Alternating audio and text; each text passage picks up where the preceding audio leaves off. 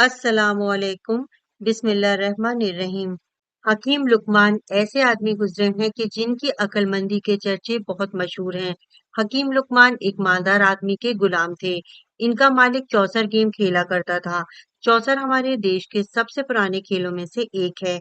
ये खेल चार अलग अलग रंगों की गोटियों और तीन पासों में खेला जाता है और इसमें शर्तें लगाई जाती हैं। एक बार हकीम लुकमान के मालिक मोहल्ले के एक आदमी के साथ चौसर गेम खेल रहे थे।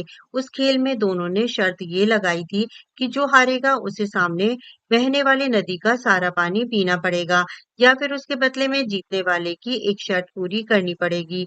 इस खेल में लुकमान हकीम का मालिक हार गया तो सामने वाले आदमी ने शर्त के मुताबिक उनसे कहा कि अब आप सामने वाली नदी का सारा पानी पियो वरना मेरी एक शर्त कबूल करो।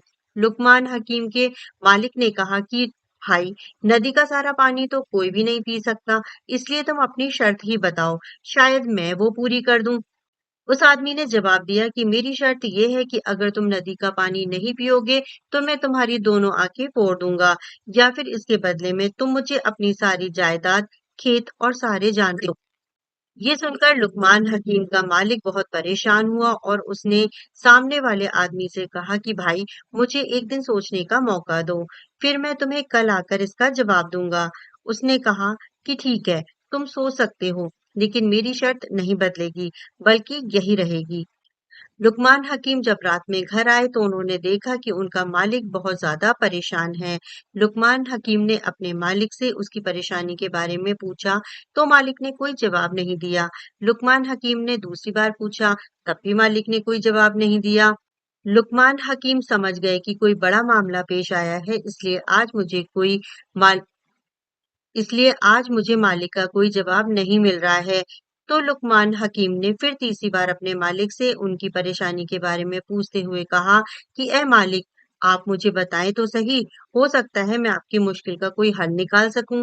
तो मालिक ने अपने गुलाम लुकमान हकीम को सारी बातें बता दी कि आज चौसर गेम खेलते हुए मैंने मोहल्ले के एक आदमी के साथ ऐसी ऐसी शर्त लगाई थी और वो शर्त मैं हार गया हूँ।